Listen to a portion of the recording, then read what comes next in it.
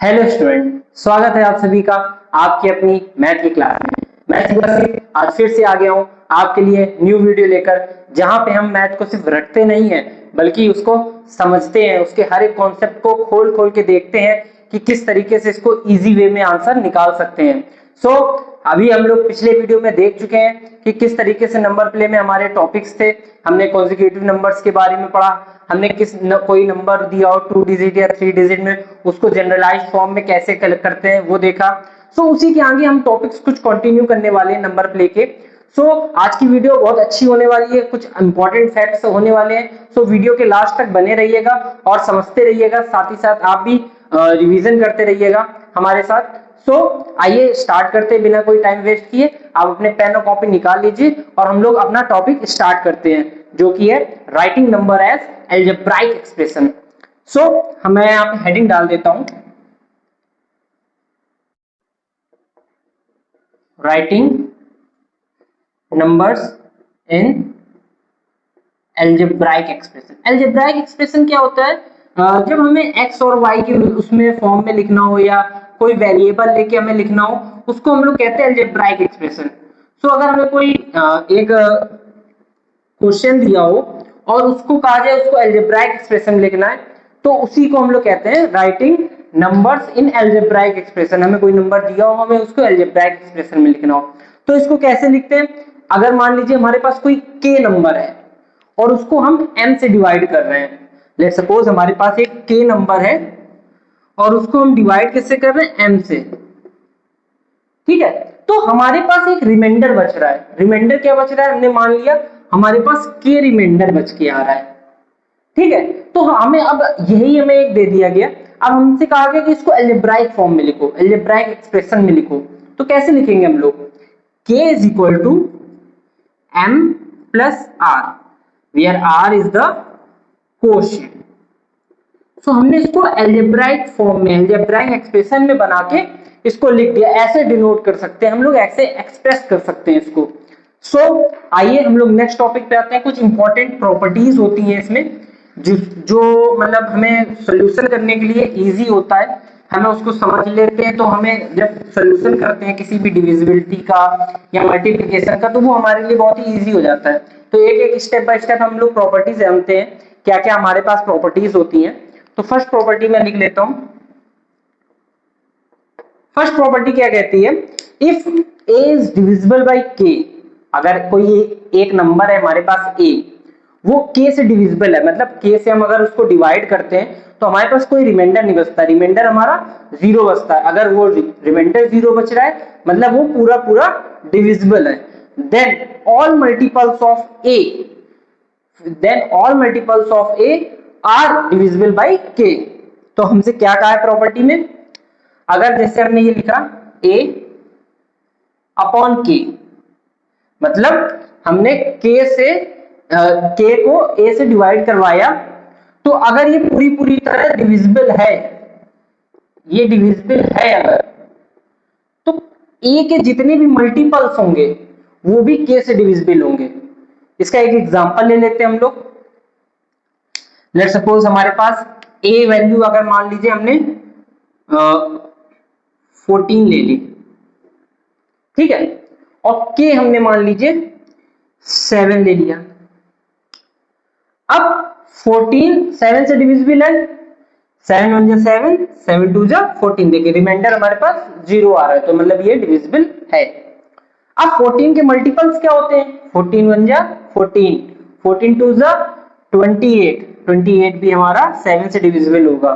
फिर 14 3 जा 42, 42 भी हमारा 7 से डिविजिबल होगा। ऐसे ही डैश डैश डैश डैश, मतलब 14 के जो भी मल्टीपल्स में होंगे वो सारे हमारे 7 से डिविजिबल होंगे। तो यही हमारी फर्स्ट प्रॉपर्टी होती है। आइए हम लोग सेकेंड प्रॉपर्टी पे आते हैं।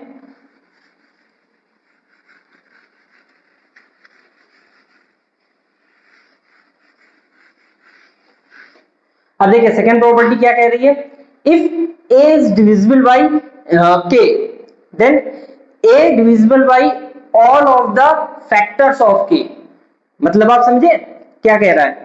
कि मैं यहां बता दे रहा हूं सेकेंड प्रॉपर्टी हमारी, अगर जो a है हमारा वो अगर डिविजिबल है k से, if a is divisible by k, then जो k के फैक्टर्स होंगे उससे भी a डिविजिबल होगा। कैसे, आइए एक एग्जांपल के थ्रू समझते हैं।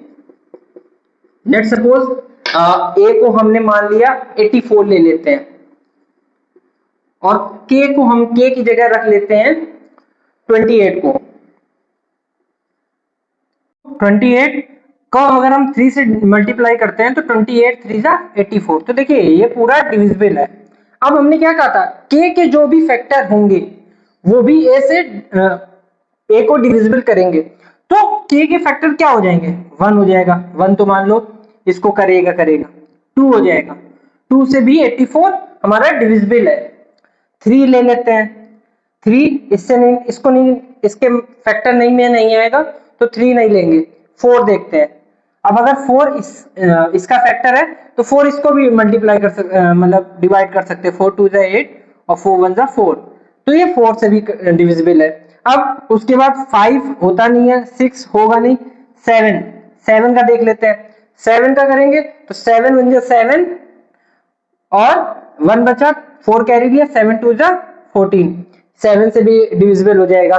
फिर 8 से ये होगा नहीं, 9 से नहीं होगा, 10 से नहीं होगा, 11 से नहीं होगा, फिर ये सीधे 14 से होता है, और 14 से 84 भी हो जाएगा। 14 6 जा 84। सो इसके ऑल फैक्टर जो कि हमारे k के जितने भी फैक्टर होंगे वो भी a से डिविजिबल हो जाएंगे। सो यही हमारी सेकंड प्रॉपर्टी है। आइए हम लोग थर्ड प्रॉपर्टी पे आते हैं।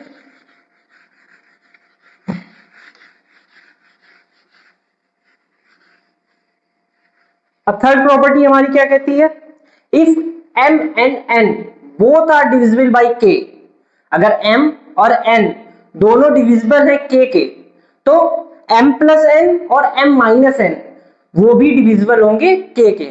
मतलब मैं पहले लिख देता हूं फिर उसको थोड़ा सा एक्सप्लेन करते हैं। If m and n is divisible by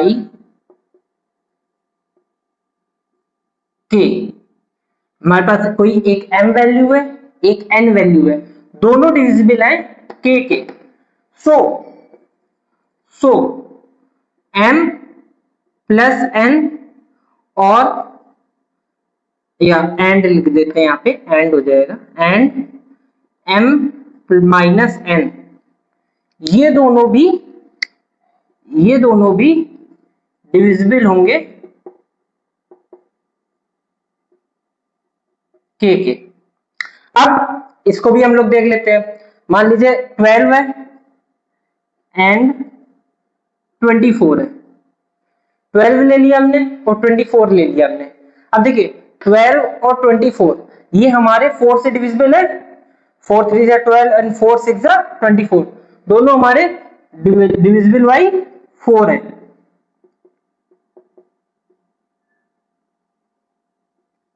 अब अगर हम 12 और 24 का सम करा देते हैं, दोनों को जोड़ देते हैं, तो क्या हो जाएगा, 24 और 12 36, तो 36 भी हमारा डिविजिबल होगा 4 के। और अगर हम इसका सब्ट्रैक्शन करा देते, 24 माइनस 12 करा देते, तो आएगा हमारा 12 जो कि डिविजिबल होगा 4 के,